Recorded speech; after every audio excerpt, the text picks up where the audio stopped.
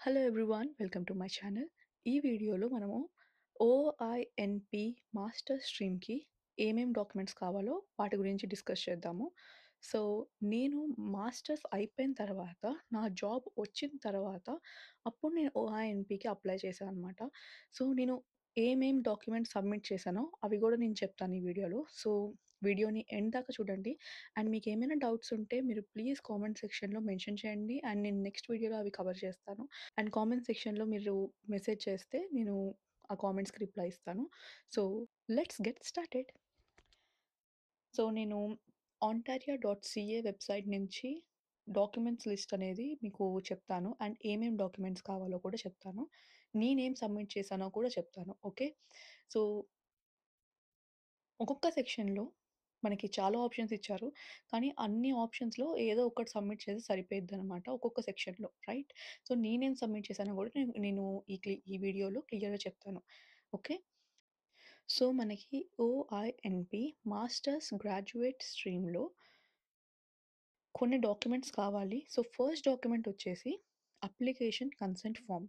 ఇది మీరు ontario.ca website నుంచి డౌన్‌లోడ్ చేసుకొని ఫిలప్ చేయాలనమాట. సో, ఇది ప్రిటీ ఈజీ ప్రాసెస్ ఇది. సో, ఇది మీరు ఆన్‌లైన్‌లో మీకు ఇక్కడ హైలైట్ అయ్యి ఉంటుందనమాట. సో, ఆ హైపర్ లింక్‌ని క్లిక్ చేస్తే మీకు పీడీఎఫ్ అనేది ఓపెన్ అవుతుంది. అది డౌన్‌లోడ్ చేసుకొని మీరు ఫిలప్ చేయాలి. ఇట్స్ లైక్ బేసిక్ డీటెయిల్స్ అనమాట. అందులో పెద్దగా ఆలోచించాల్సిన అవసరం ఏం లేదు. సో, మీరడిగితే నేను సెపరేట్ వీడియో కూడా చేస్తాను దానికోసము. కాబట్టి అది జస్ట్ బేసిక్ డీటెయిల్స్ అనమాట. అందులో ఏముండదు. సెకండ్ డాక్యుమెంట్ లిస్ట్ వచ్చేసి ఐడెంటిటీ డాక్యుమెంట్స్. ఐడెంటిటీ డాక్యుమెంట్స్‌లో మీకు ఫస్ట్ ఫోటోగ్రాఫ్ అనమాట. Passport size photograph. క్లియర్‌గా ఉండాలి. ఎలాంటి బ్యాక్‌గ్రౌండ్‌లో ఎలాంటి యూ నో డిస్ట్రాక్షన్స్ ఉండకూడదు. జస్ట్ మీ ఫేస్ ఎనకాల వాల్‌పేపర్ ఉండాలంతే. Plain wallpaper. As you know general photo passport size photo. So, అదొకటి. అండ్ సెకండ్ డాక్యుమెంట్ వచ్చేసి పాస్‌పోర్ట్ అనమాట. ఇంపార్టెంట్ డాక్యుమెంట్ అందరి దగ్గర ఉంది.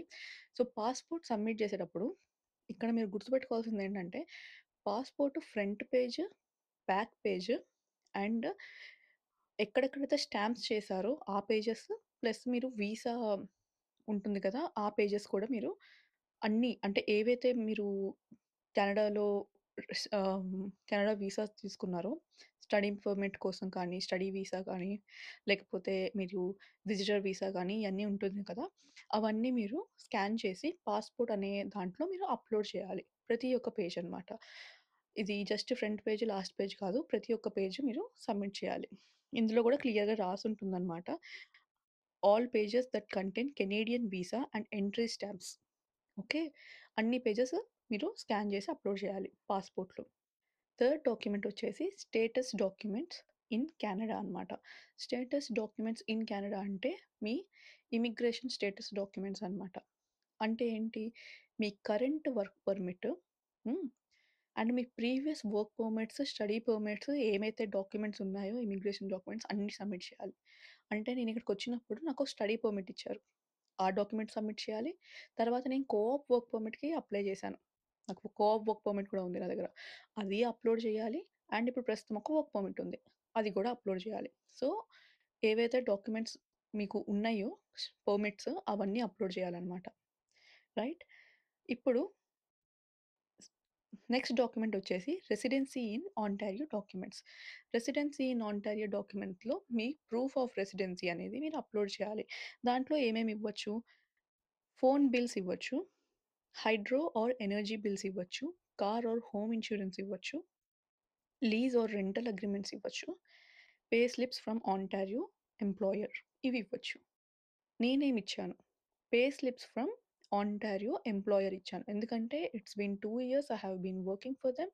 సో, నేను నా అట్‌లీస్ట్ మనము లాస్ట్ 1 ఇయర్ ప్రూఫ్ చూపించాలనమాట ఆంటారియోలో ఉంటున్నట్టు. సో, నేను లాస్ట్ 1 ఇయర్ ఇక్కడే ఉన్నాను. సో, నేను పే స్లిప్స్ సబ్మిట్ చేశా. ఎందుకంటే అయి ఆల్రెడీ అవైలబుల్ ఉన్నాయి. బట్ ఫోన్ బిల్స్ కానీ, రెంటల్ అగ్రీమెంట్స్ కానీ, లేకపోతే పే స్లిప్స్ కానీ అందరి దగ్గర కామన్‌గా ఉంటాయి. సో, ఈ మూడిట్లో ఏదో ఒకటి అప్‌లోడ్ చేయండి. రైట్? ఒకవేళ మీరు ఎక్కువ కాలం నుంచి కెనడాలో ఉంటున్నట్లయితే మీ దగ్గర ఆబ్వియస్‌లీ కార్ కానీ, హోమ్ ఇన్స్యూరెన్స్ కానీ ఉంటుంది. Or hydro or energy bills కూడా ఉంటాయి. సో, ఏదో ఒక్కటి సబ్మిట్ చేయాలి ఇందులో, రైట్? సో, నెక్స్ట్ డాక్యుమెంట్ వచ్చేసి ఎడ్యుకేషన్ డాక్యుమెంట్స్. ఎడ్యుకేషన్ డాక్యుమెంట్స్ కూడా మీ దగ్గర ఆల్రెడీ ఉంటే, ఎందుకంటే పీజీడబ్ల్యూపీకి మీరు ఆల్రెడీ అప్లై చేశారు కాబట్టి, అప్పుడున్న డాక్యుమెంట్స్ ఇప్పుడు కూడా కావాలి. సో, ఫస్ట్ థింగ్ వచ్చేసి మన మాస్టర్స్ డిగ్రీ అనమాట. Original degree. ఒరిజినల్ డిగ్రీ అంటే ఏంటి? మీరు కాన్వొకేషన్ అప్పుడు ఒకటిస్తారు గదా! పెద్ద పేపరు. మీరు కంప్లీట్ చేశారు. డిగ్రీ వచ్చింది మీకు అని చెప్పి. అది ఒరిజినల్ డిగ్రీ అంటారనమాట. సో, ఒరిజినల్ డిగ్రీ కాపీ ఒకటి కావాలి. అండ్ మీకు అఫీషియల్ ట్రాన్స్‌క్రిప్ట్స్ కాపీ ఒకటి అప్‌లోడ్ చేయాలి.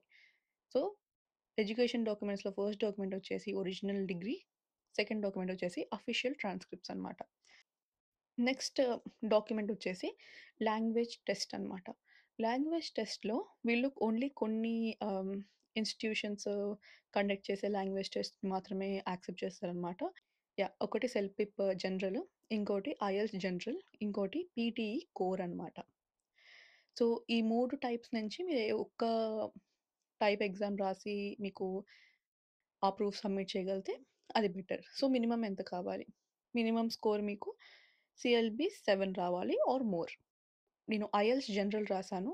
నాకు సీఎల్‌బీ 9 వచ్చింది. సో, నేను ఈటీఆర్ఎఫ్ ఐఎల్టీఎస్ వాళ్ళు ఇచ్చే ఈటీఆర్ఎఫ్‌ని నేను సబ్మిట్ చేయాలనమాట.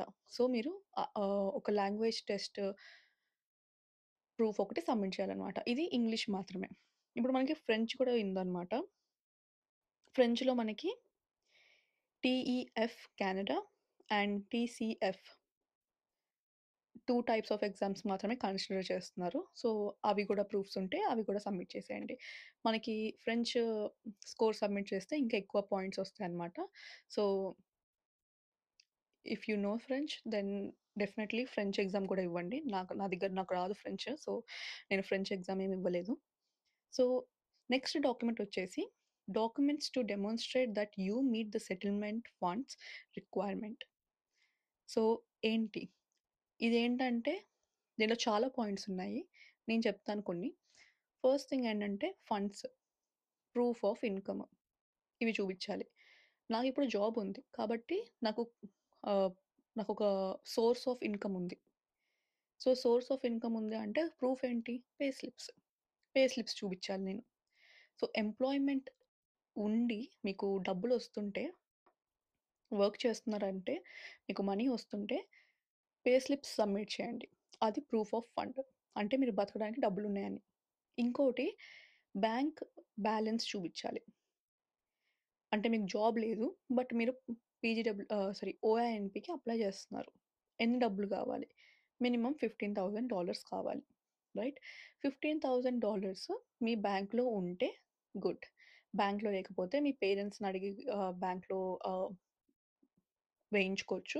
కానీ దానికి కూడా ప్రూఫ్ కావాలి. ఈ మనీ నీవేనా? నీకే బిలాంగ్ అయితాయా అని చెప్పి. సో, దానికి మీ పేరెంట్స్ కానీ, మీ ఫ్యామిలీ కానీ ఎఫిడవిట్ రాయించాలనమాట. That this money is gift to you అని చెప్పేసి. ఆర్ ఈ మనీ నీకే బిలాంగ్ అయ్యి ఉంటుంది అని చెప్పేసి. అండ్ వాళ్ళు మళ్ళీ ఈ మనీని క్లెయిమ్ చేయరు అని చెప్పి. రైట్? సో, అదొక ప్రూఫ్ చూపించాలనమాట. సో, మీ సేవింగ్స్‌లో కానీ, లేకపోతే మీ టోటల్ బ్యాంక్ బ్యాలెన్స్ 15,000 అబోవ్ ఉండాలి. ఆర్ మీకొక ఫుల్ టైమ్ జాబ్ ఉండాలి. రైట్? అంటే మీరు బతకగలుగుతారు. అంటే మీ టోటల్ ఇయర్ ఇన్‌కమ్ వచ్చేసి 15,000 కంటే ఎక్కువ ఉండేటట్టు చూసుకోండి. సో, ఆ ప్రూఫ్ ఉంటే సరిపోతుంది. సో, ఇక్కడ వెబ్‌సైట్‌లో ఏం రాసారో అది నేను చెప్తున్నాను వినండి. సో, ఫస్ట్ ఏంటంటే మీ bank statement. Last 3 months bank statement మీరు అప్‌లోడ్ చేయాలి. ఆ బ్యాంక్ స్టేట్‌మెంట్‌లో కొన్ని డీటెయిల్స్ మెన్షన్ చేసి ఉండాలి. ఏంటివి అవి? Name of financial institution, account number, balance in the account, indicate you as the account holder. అంటే మీ పేరు, బ్యాంక్ పేరు, అకౌంట్ నంబరు, ఎంత బ్యాలెన్స్ ఉంది. అవన్నీ ఆ బ్యాంక్ స్టేట్‌మెంట్‌లో క్లియర్‌గా ఉండాలి. 3 మంత్స్ బ్యాంక్ స్టేట్‌మెంట్ అనేది మీరు అప్‌లోడ్ చేయాలి. సెకండ్ డాక్యుమెంట్ వచ్చేసి మీ బ్యాంక్ ఒక లెటర్ ఇష్యూ చేయాలి. సేయింగ్ థట్ ఆ అమౌంట్ మీరు యాక్సెస్ చేయగలుగుతారు. ఎలాంటి అంటే ఇమ్మీడియేట్‌గా యాక్సెస్ చేయగలుగుతారు అని ఒక లెటర్ కావాలనమాట. ఆ లెటర్ ఎక్కడి నుంచొస్తుంది?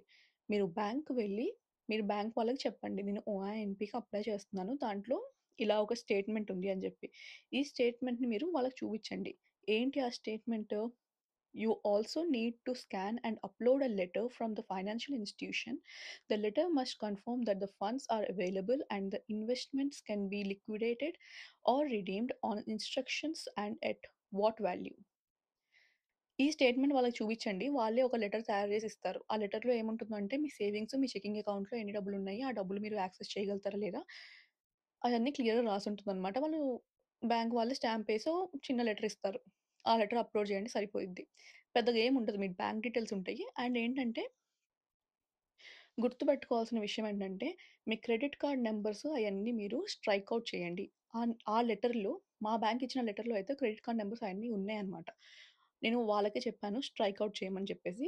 అతనే నాకు స్ట్రైక్ ఔట్ చేసి ఇచ్చాడన్నమాట లెటర్‌ని. సో, మీరు కూడా గుర్తుపెట్టుకోండి. మీరు ఏ డాక్యుమెంట్ అప్‌లోడ్ చేసినా దాంట్లో మీ క్రెడిట్ కార్డ్ నంబర్స్ లేకుండా చూసుకోండి. Okay. Ongoing employment in Ontario. ఈ ఫండ్స్‌లోనే సెకండ్ సెక్షన్ అన్నమాట. ఆన్‌గోయింగ్ ఎంప్లాయ్‌మెంట్ ఉంటే ఏమేం డాక్యుమెంట్స్ సబ్మిట్ చేయాలి? నేను చెప్పినట్టే 2 మోస్ట్ రీసెంట్ పే స్లిప్స్. ఇంకో డాక్యుమెంట్ వచ్చేసి original job offer. Original job ఆఫర్‌లో కూడా ఏమేమి ఉండాలి?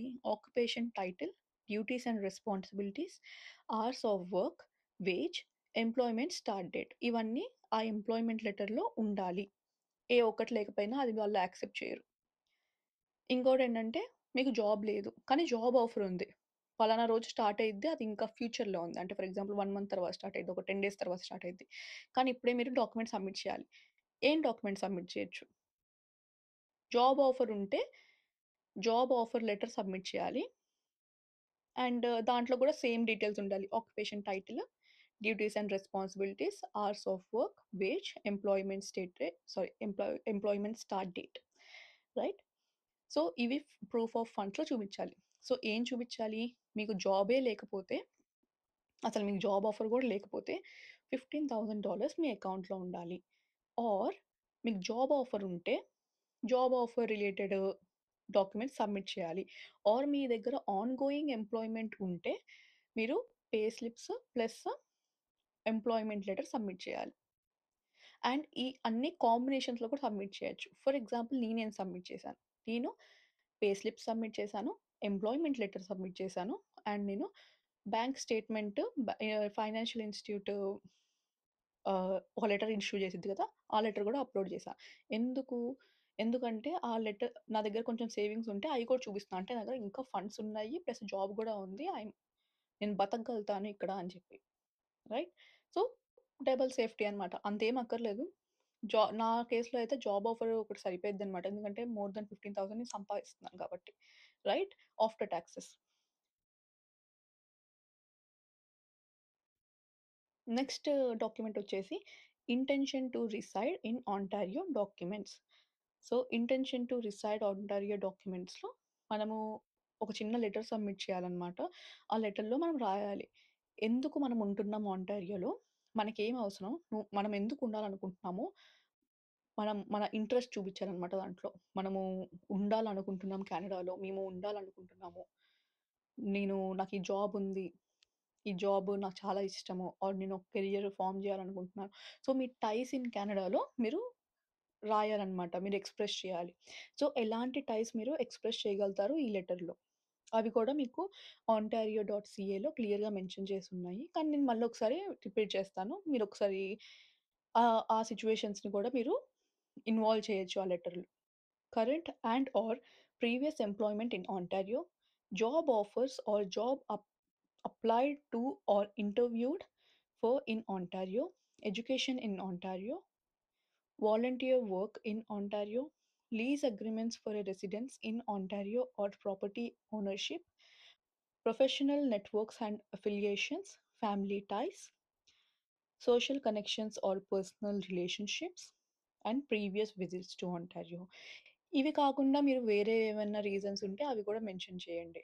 సో, ఆ లెటర్ ఎలా ఉండాలంటే మీరు కెనడాలో ఉండాలనుకుంటున్నారు అని చెప్పేసి ఉండాలి. ఓకే.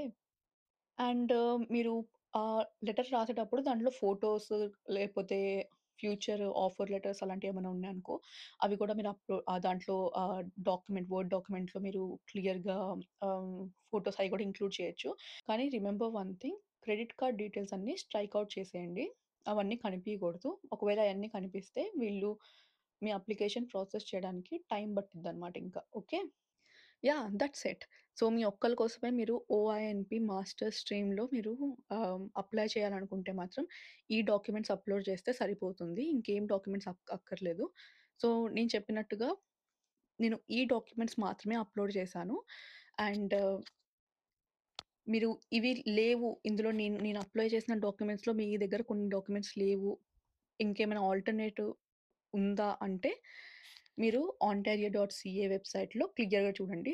దాని లింక్ నేను డిస్క్రిప్షన్ బాక్స్‌లో ఇచ్చాను. సో, అది మీరు ఆ లింక్ క్లిక్ చేస్తే మీరు ఆటోమేటిక్‌గా documents required for OINP masters graduate స్ట్రీమ్‌లోకి ఎళ్తారు. సో, దాంట్లో మీరు చూడండి ఏమేమి డాక్యుమెంట్స్ కావాలి. ఒకవేళ ఆల్టర్‌నేటివ్ డాక్యుమెంట్స్ ఉంటే అవి కూడా మీరు అరేంజ్ చేసుకోవచ్చు.